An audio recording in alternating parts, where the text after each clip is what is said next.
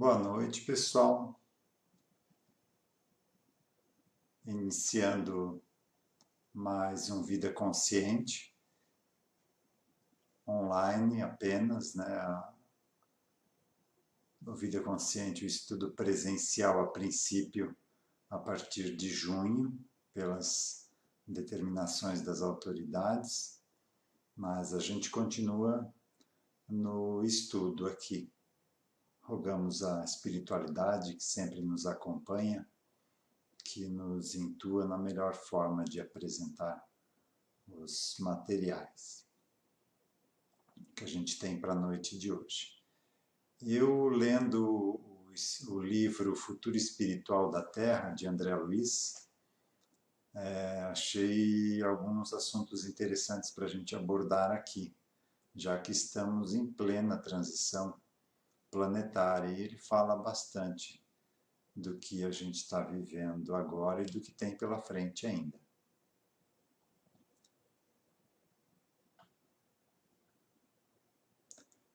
Antes, respondendo a uma pergunta que ficou da segunda-feira anterior, com relação ao que a gente está passando agora com o coronavírus, né? A pergunta é assim: e tu achas que o coronavírus faz parte deste inconsciente coletivo? É uma mudança compulsória? Então, o inconsciente coletivo, se a gente considerar o inconsciente da humanidade coletivo, diria que sim. A gente plantou a necessidade do que está acontecendo agora com a gente, pelas nossas atitudes, como acontece a nível individual, com as pessoas quando estão dando um rumo não muito salutar para a sua existência, a vida acaba dando um AVC, um infarto, para a gente ser obrigado a parar algum tempo e refletir o que a gente está fazendo da vida. Porque sem isso, e aliás, isso é quase que uma bênção, né? Porque se você chega no final da existência, quando não tem mais tempo de fazer nada, e cai nessa realidade, cai em si, aí a gente acaba fabricando um Alzheimer, né? Não quero mais saber disso, não quero mais brincar disso. O orgulho não deixa a gente aceitar que correu atrás de algo a vida inteira, de algo que agora não tem mais a menor importância, porque a gente não leva nada daqui. Então, na realidade, essas paradas forçadas são uma bênção na nossa caminhada, que durante a caminhada a gente possa reavaliar o que está fazendo da vida, dessa caminhada aqui. Então, como é a proposta do Vida Consciente, da gente viver conscientemente, saber o que a gente está fazendo aqui, eu trouxe o conteúdo desse livro, então, umas partes dele. A primeira parte do livro, ela é dos anos 70 e relata, junto dessa primeira parte, a reencarnação de Lisias, que foi amigo de André Luiz, do André Luiz, quando ele chegou no nosso lar, foi quem ajudou ele a se recuperar e estava um bom tempo ao lado dele, lá no nosso lar. E de lá ele dá um salto agora para 2016, quando Lisias, já encarnado, está com 46 anos. É um médico, palestrante, ele e a esposa trabalham no centro espírita, tem 2 filhos, um casal de filhos.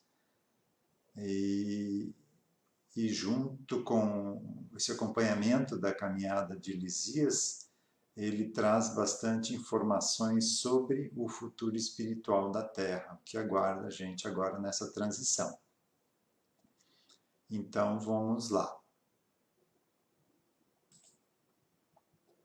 Transição para regeneração. Os planos espirituais inferiores, ou seja, o umbral e abaixo dos umbrais também, estão sendo limpos com grande eficácia e muitos espíritos perturbados sobem em direção ao plano físico, aproximando-se cada vez mais dos encarnados, por sintonia, e os mantém próximos de si. Então, como está havendo essa reurbanização dos planos inferiores da Terra, esses espíritos que habitavam lá estão sendo forçados a vir mais para perto do nosso plano encarnado, que seria o início do umbral aí.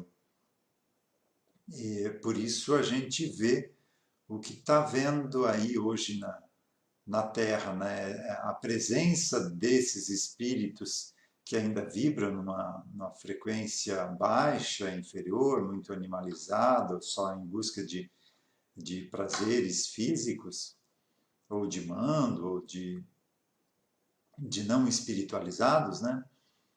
Acabam influenciando grande parte da população que caminha inconsciente e acontece o que a gente está vendo nos dias atuais aí da nossa sociedade, né?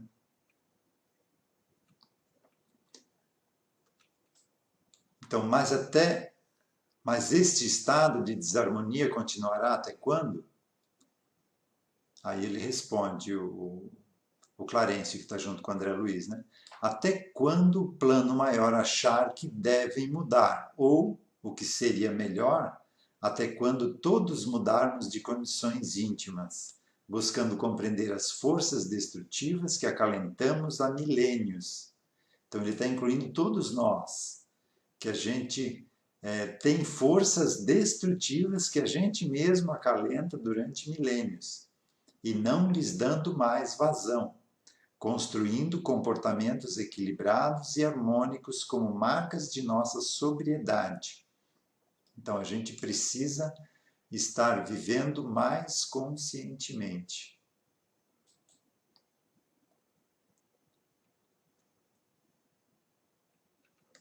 Aí em seguida,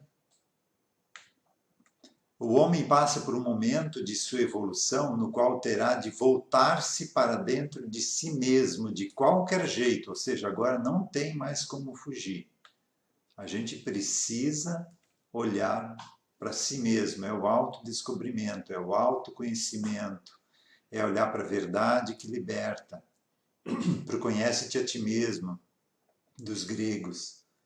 Então essa orientação está aí há muito tempo e a gente não deu bola para ela. Então agora, e o coronavírus é um forte exemplo de que isso está sendo forçado, de que a gente precisa olhar para nós mesmos.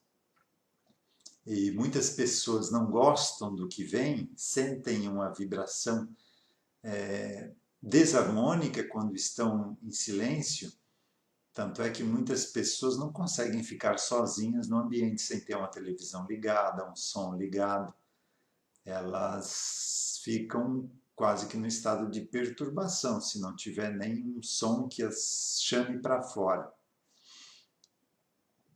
Esse texto que eu inseri aqui, na realidade não está no livro, tá? Só para reforçar o que ele está falando aqui.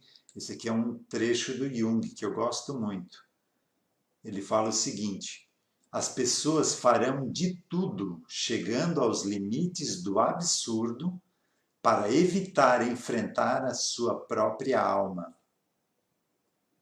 Ou seja, é o que a gente está fazendo agora. A situação atual força a gente a ficar em quarentena, força a gente a mudar a nossa rotina e a gente fica procurando coisa fora, procurando um lado da política para apoiar ou para criticar, sempre para fora, evitando esse contato com o nosso interior. Então ele já observou isso aqui há mais de um século atrás, que as pessoas chegam aos limites do absurdo para evitar enfrentar sua própria alma, porque não é coisa boa que a gente encontra ali. E em seguida, ninguém se torna iluminado por imaginar figuras de luz. Então não é indo para o Himalaia, sentado numa posição de lótus e meditando a vida inteira que eu vou me iluminar, não. A iluminação vem de tornar consciente a escuridão, a nossa escuridão, a sombra, como chama Jung. E é o que a gente fala sempre nos estudos do Vida Consciente, do nosso psiquismo, aquelas personas que estão no nosso inconsciente, as vidas passadas, que ainda faltam ter esse entendimento da caminhada evolutiva. Então, essas consciências ainda estão presas na vida que tiveram, nos costumes, na moral que tinham e que são diferentes dos costumes e da moral de hoje em dia, e isso atrapalha a nossa vida, porque vai contra o que a gente sabe que deve fazer hoje. Então, quanto mais ele se esconde por trás, aqui já é a continuação do livro, tá? Quanto mais ele, o ser humano, se esconde por trás de suas ilusões, maior é o nível de frustração e angústia que o atormenta. Então, por isso a gente não consegue ficar sozinho, a gente sempre busca um estímulo externo para a gente não entrar, não perceber essa vibração que vem do nosso inconsciente. Não poderemos mais comprar o céu como pretendíamos fazer no passado. Não dá mais para comprar um chãozinho no céu, não. Não há uma forma externa de ser religioso. Este comportamento não facilitará nossa entrada nos planos maiores, nem as oferendas e os donativos comprarão nossa passagem para os altos planos da vida plena. Então não tem mais como fugir, não tem como terceirizar. É uma tarefa individual e intransferível de cada um de nós. A tal da reforma íntima, o autoconhecimento.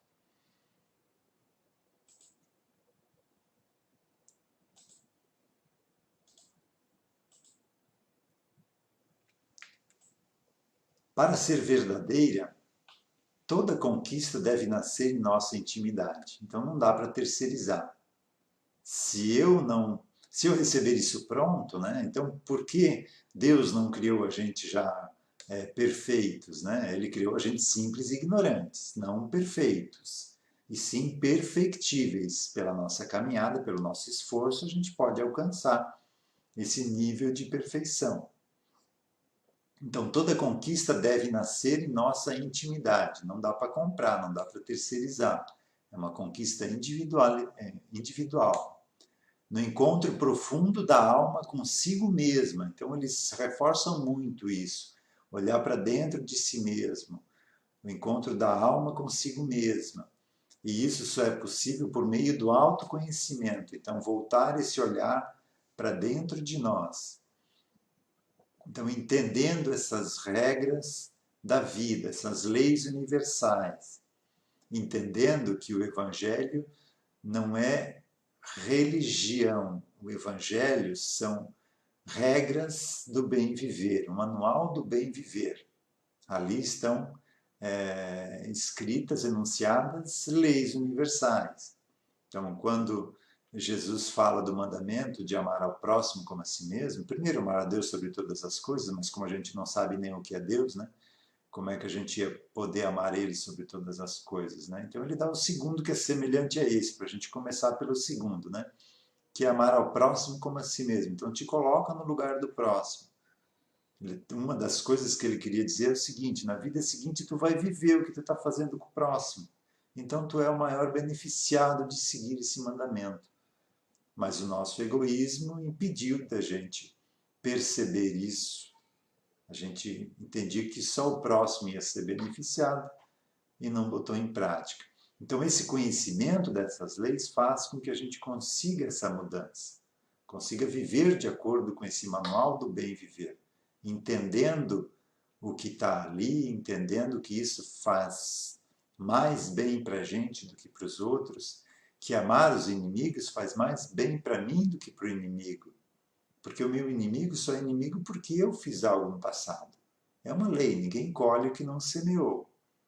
Então eu fiz dele meu inimigo. É meu dever, é minha responsabilidade amá-lo. E amar não é trazer para dentro de casa, convidar para passar um final de semana, para um jantar, para um tempo de confraternização.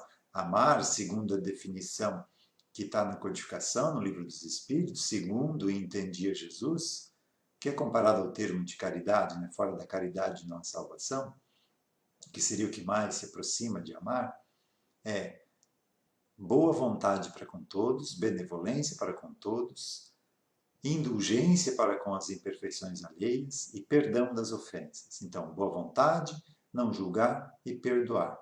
Isso é amar, ou pelo menos o mais próximo que a gente pode chegar do que é o conceito de amar. Então, entendendo isso, amar o inimigo é você compreender que ele está fazendo isso por uma reatividade, que está fazendo isso para mim porque eu plantei algo no passado. E eu sou indulgente para com essa atitude dele. E também perdoo se com essa atitude ele me ofender. Aliás, com a compreensão a gente nem precisa se deixar ofender, né? A nossa paz tem um preço tão baixo, né? A gente se deixa ofender por tão pouco. Então falta muito esse autoconhecimento, esse equilíbrio emocional. Então, entendendo que amar o inimigo é melhor para a gente, que perdoar 70 vezes 7 é melhor para a gente consegue se esforçar e se libertar desse egoísmo, desse atavismo, de comportamentos apenas pensando na gente, né? Isso é um resquício ainda da nossa animalidade e está na hora da gente começar a se libertar disso. Faz parte dessa caminhada, não está nada errado. É só o momento da gente começar essa mudança. Então, quando ele, Jesus, né, disse que o reino de Deus não viria por aparências exteriores, queria dizer que não poderemos adotar posturas superficiais de virtudes, parecendo ser quem, na verdade, não somos. Ele até falou lá do judeu lá que, quando ia dar a esmola lá no gasofilácio, queria aparecer perante todos, né, para todo mundo ver que ele estava dando a esmola, né? E a pobre viúva que deu quase nada, um centavo, por exemplo, Jesus disse que ela tinha muito mais mérito na doação dela do que ele, porque ela deu do que ia faltar para ela. Ela doou algo que ia fazer falta e ele apenas deu o que estava sobrando, né? E ainda mais para aparecer, não tanto para ajudar. Quando acordarmos para essa realidade, ou seja, estou dizendo que a gente está dormindo ainda, né?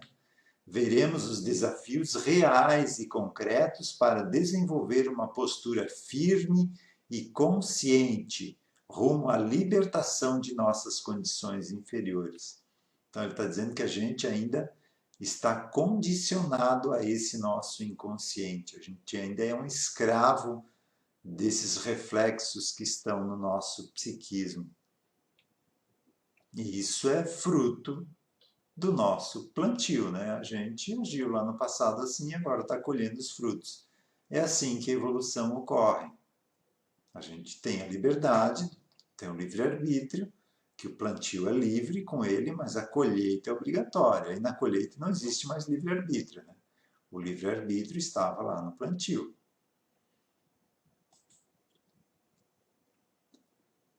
Aqui ele falando agora o que está acontecendo com relação à transição nos dias atuais, né?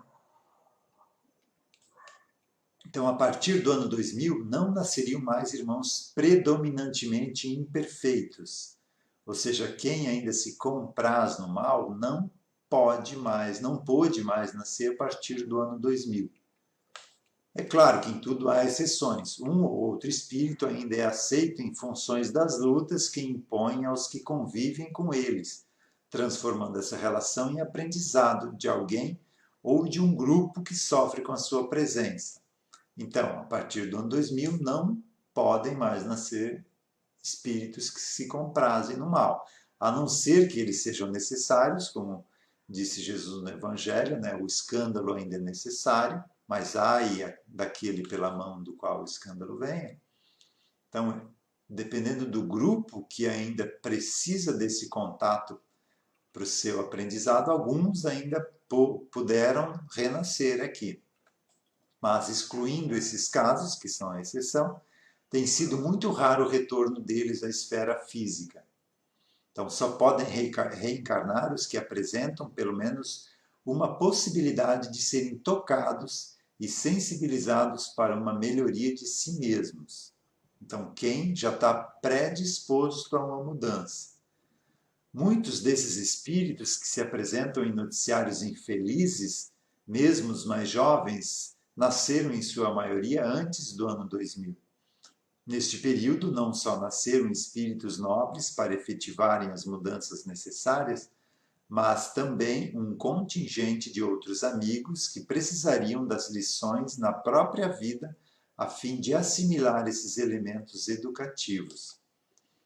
Então, o que a gente está vendo aí é desse povo que nasceu antes do ano 2000 e até o desencarne deles ainda vão continuar fazendo o que fazem, né?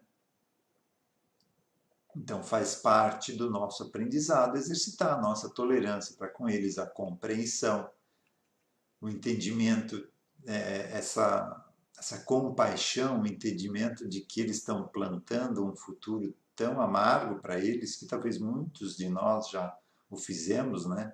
Quando viemos já expulsos de um lugar melhor para esse, retratado pela figura do Jardim do Éden, no início da Bíblia, né? Então, essa expulsão de um paraíso, onde a gente tinha a condição de uma vida muito confortável, muito boa, e a gente não soube aproveitar essa oportunidade lá, a gente veio para cá. Aportamos no mundo aqui primitivo e ralamos aí alguns milhares, para não dizer alguns, né?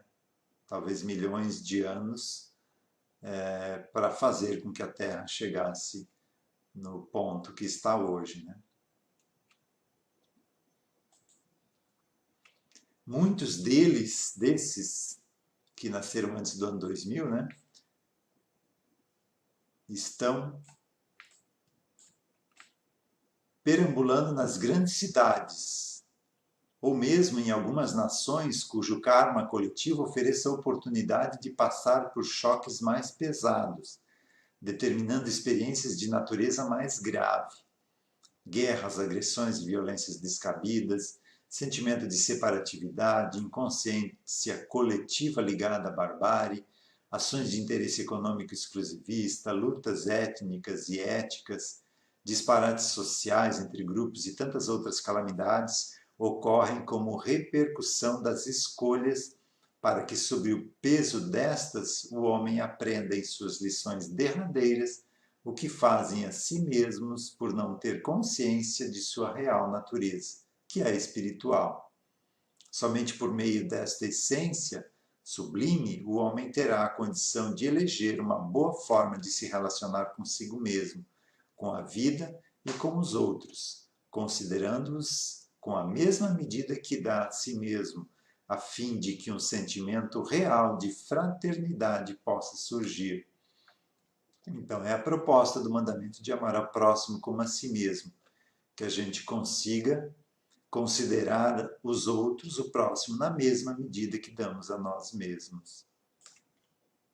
Essa é uma das maiores lições que a gente veio ter aqui nesse orbe, do respeito ao outro, que a gente não é melhor que ninguém.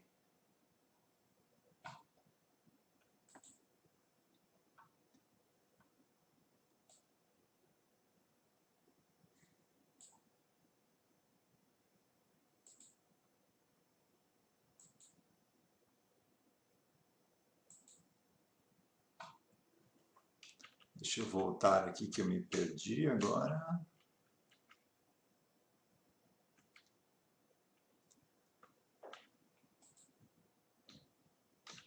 Aqui. Então, os novos valores para o nosso mundo serão construídos tendo por referência o que não queremos mais que faça parte de nós. Então ele está dizendo que o mundo, a partir de agora, vai se construindo em função do que a gente encontrar em nós mesmos e não gostar mais disso. Então eu olho para mim e vejo ainda preconceito. E vou lutar para que isso não faça mais parte do mundo. Por consequência, o que não queremos que faça parte da nossa relação com o próximo. Então eu não quero mais essa vibração no meu relacionamento com o outro. E isso parte do meu interior, do que eu encontro dentro de mim. E isso eu vou lutar para não deixar mais existir no mundo e no relacionamento nosso com as demais pessoas. O homem está se cansando do mal e verá que não vale mais a pena sustentá-lo, apagando-o assim do cenário do orbe. Então, dessa forma, por essa transição planetária, a gente vai caminhando para uma nova forma de viver em sociedade, para uma nova forma de aprendizado.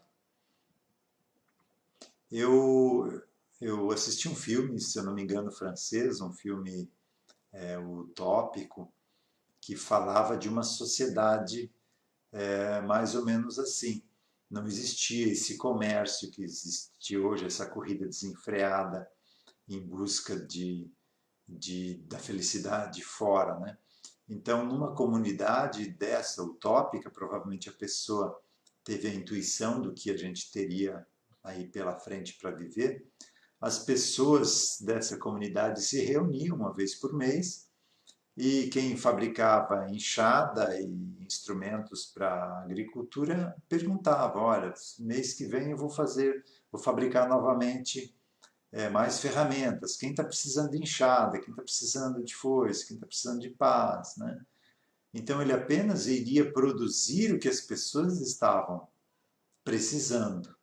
Não existe esse comércio de promoção, de ter que vender mais, de fazer as pessoas acreditarem que precisam comprar aquilo, porque senão não serão felizes ou vão precisar e não vão ter, né? E também cada pessoa na sua atividade profissional fazia o mesmo.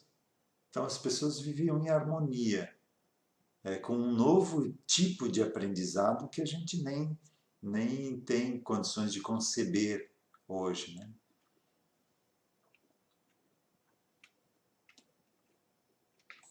Então, bem-aventurados, aqui o trecho de Jesus, para a gente entender o que ele quis dizer com isso. A gente chegou nesse tempo agora, né? Bem-aventurados os que choram, porque eles serão consolados.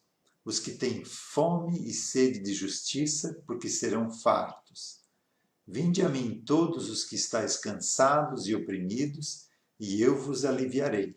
Tomai sobre vós o meu jugo, que é suave, e o meu fardo, que é leve.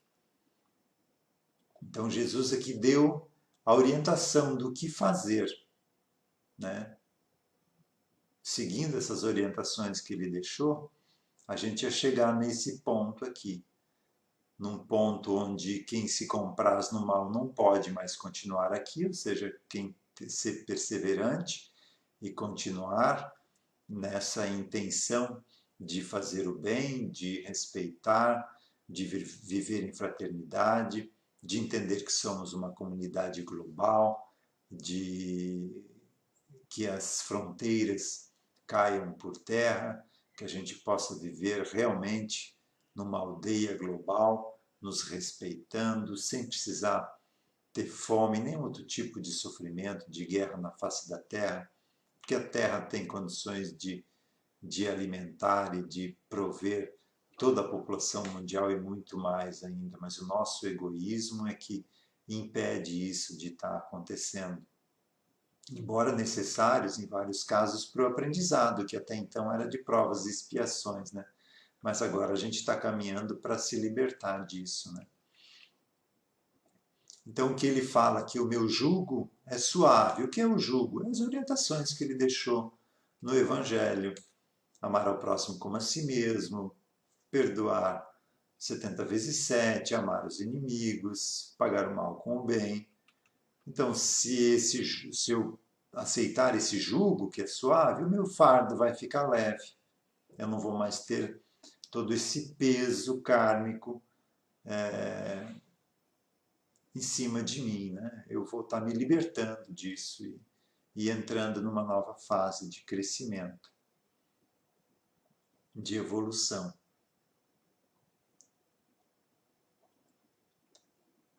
Então seria mais ou menos isso que tinha para hoje. A gente continua nesse mesmo livro na próxima semana.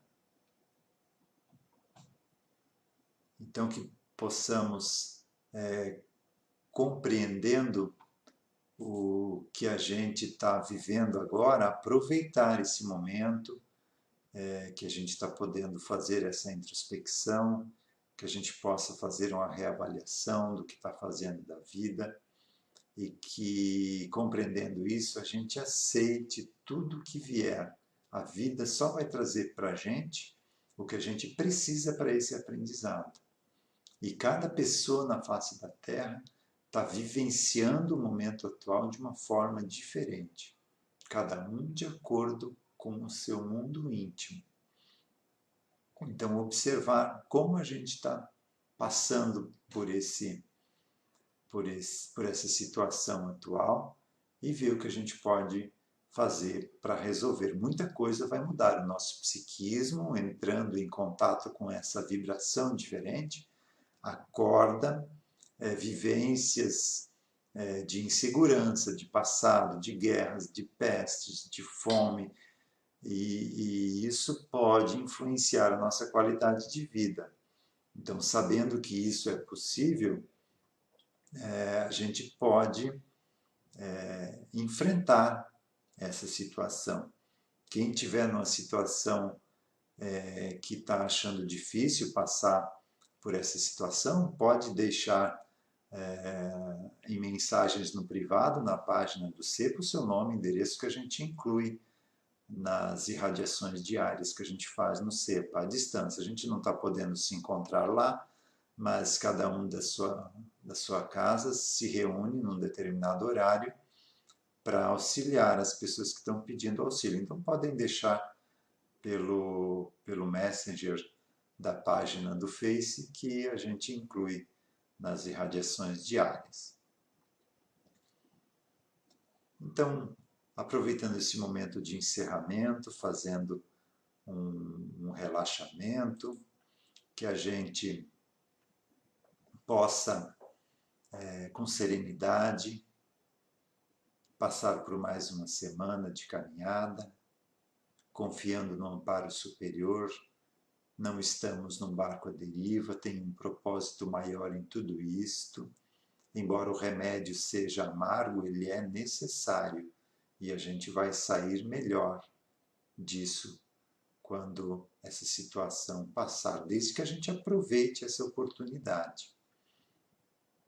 Então, confiando nesse amparo, quem se sentir confortável pode fechar os olhos, mentalizando uma energia balsâmica, percorrendo todo o corpo, drenando acúmulos energéticos, tensões, deixando em cada célula o que ela precisa para o seu funcionamento saudável, reforçando o nosso sistema de defesa, que depende muito mais dos nossos pensamentos, depende muito mais do orai e vigiai, do que de outros cuidados físicos. É a mente que comanda todo o funcionamento do nosso soma, do nosso conglomerado energético, físico, etérico, astral.